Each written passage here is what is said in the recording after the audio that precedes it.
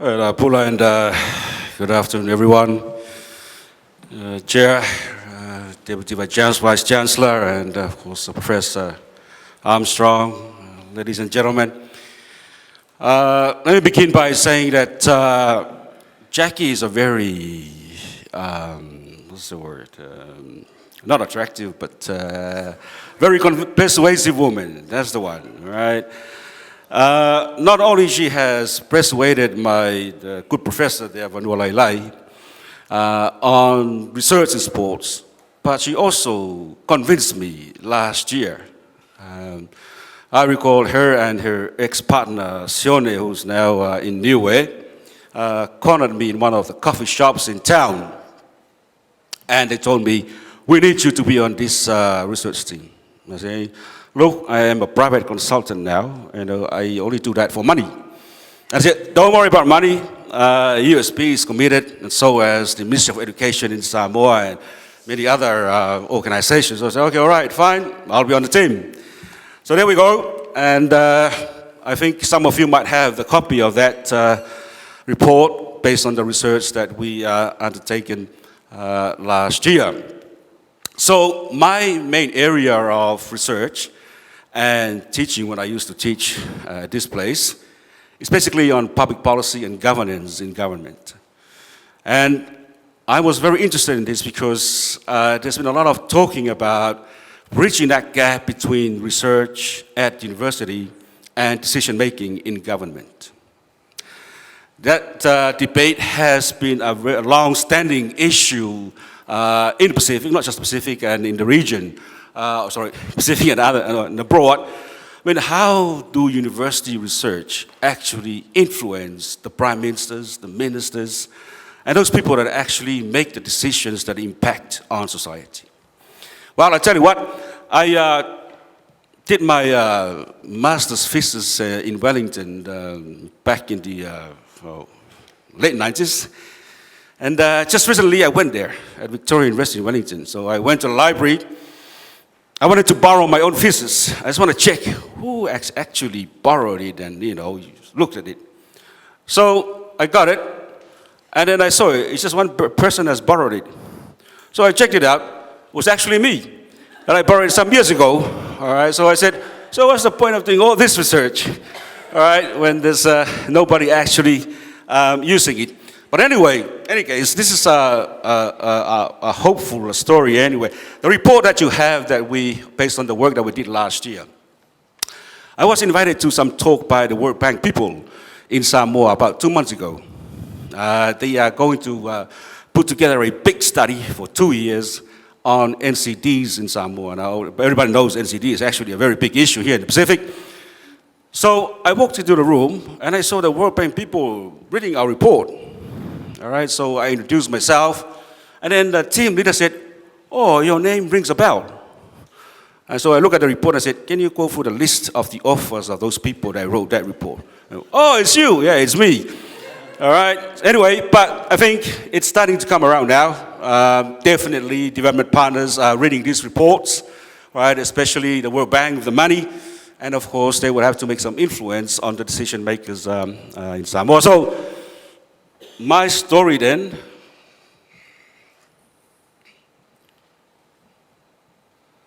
just to give you just a brief background on that report in front of you. I presented about 50 times last year on that report, so I don't think I will have the motivation to speak again today. And I think half of this crowd has been attending those sessions, so I think I'll just keep that and go through some, bit of details, so it started from the Kazan actions and all that, and that's the response of the University of South Pacific is to put together research based on the demand of the ministers of sports and youth in the region, based on some meetings that they were attending a few years ago. All right, and that's the cover page of the report. Some key findings. All right, so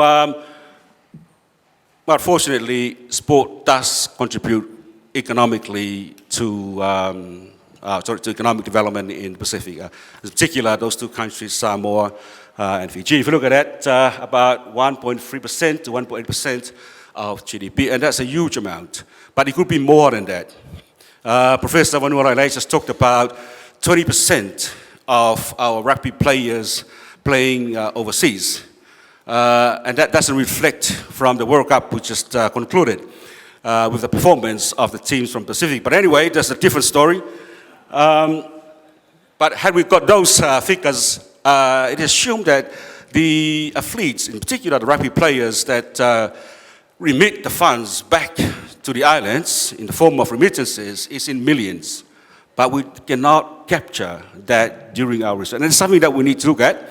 It's a personal thing. It's not our business how much they actually, but it's important to see how much is their contribution to the economy. So it's Samoa around the same amount, about 1.5% of GDP. That's the contribution of sports. And we also found out that while the data is a bit thin on sport participation, but we can see that there's some link between low sport participation in both countries and the high rate of NCDs. Now, we all know that in Fiji, about 1 in every second person has some form of NCD.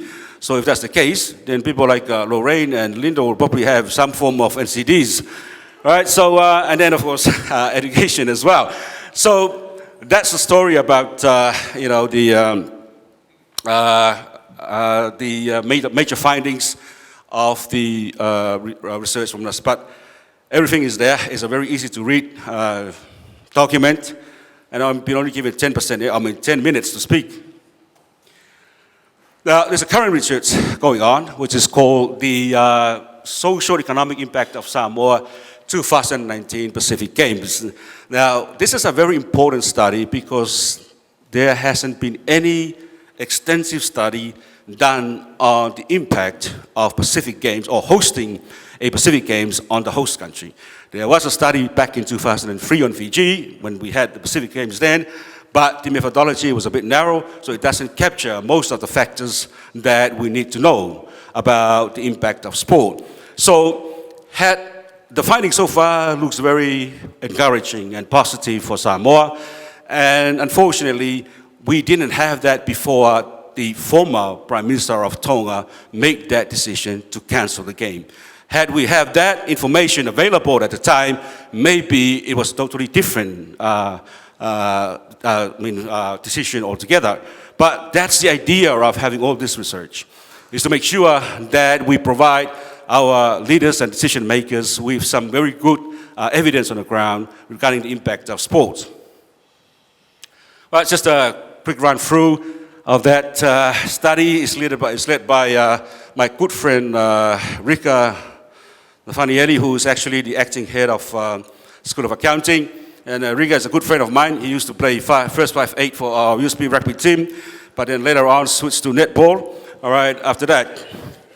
All right, we actually interviewed about 860 residents and visitors through online survey, right, using 3 languages, Samoan, English, and French. We got students from Vanuatu who speak French, right, to help out with that part of the survey. All right, the research is co-funded by, again, the University of South Pacific through the Research Office and the Samoa Ministry of Education and Sports.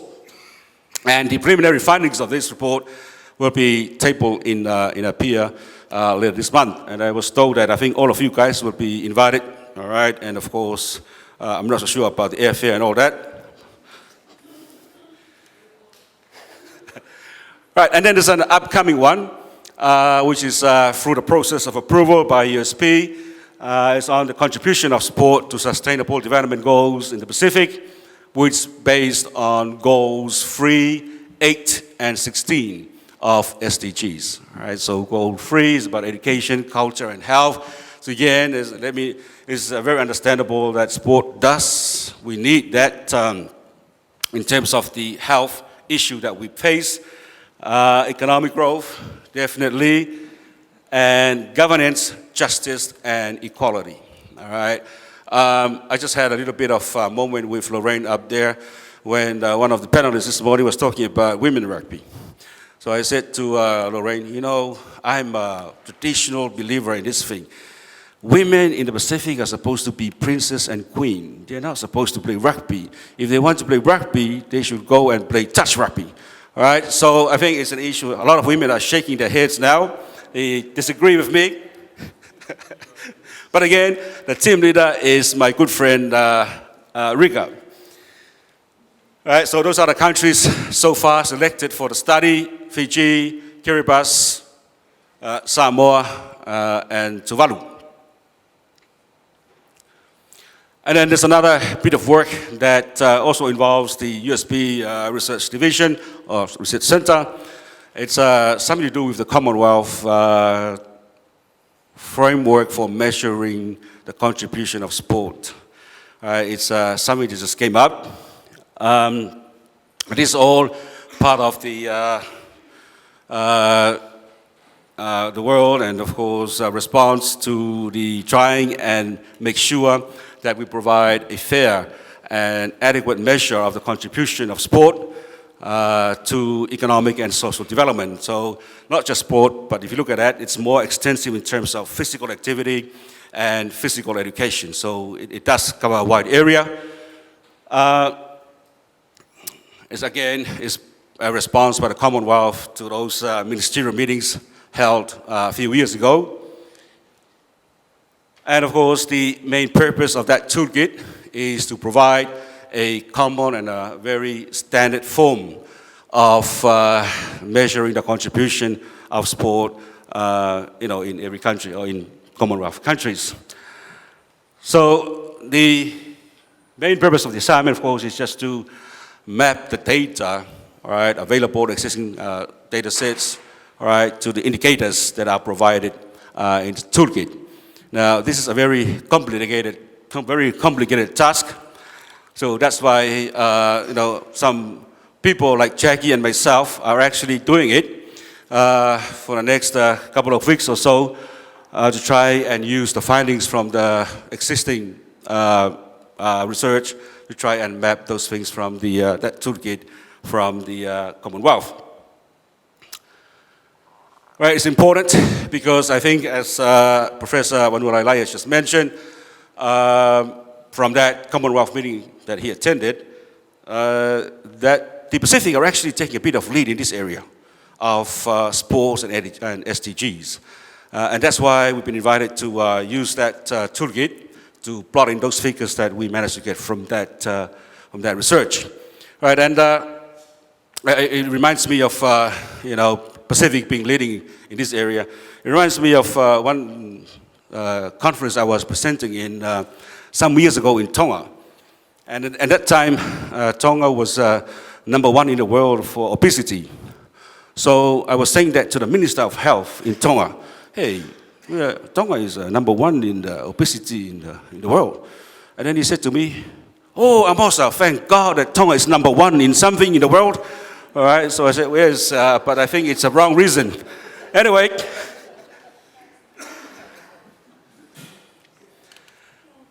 the need, I'd like to end up with just a few thoughts of why we need to engage in further research in sports. First, we need to, there's evidence on the ground that there is a link between sport and national development. And that story needs to be told. Not just any story, but a story that should be backed with proper and solid evidence, right, to show to the decision makers that sport does contribute to both economic and social development in the region. Secondly, I think NFs and NSOs, right, also need to be told about that it's not about just preparing champs and winning gold medals and all that. It's also about health and economic and many other reasons why we need to look at it. So it should change the perspective in which those particular sport bodies should look at sports. And of course, the education and of course health sectors, the authorities leading those particular sectors should also look at physical education and physical activity to combat, especially NCDs, which is basically a very challenge, right, in the region. So, I mean, I would like to go see a doctor and say, hey, look, take one of these antibiotic, but you need to run 3 times a day and climb the mountain every second day, right, and all those things. So that's the prescription that we should be given, right, in order to combat health. Right, so I think I'll leave it here, ladies and gentlemen. So, and then of course you might have any questions.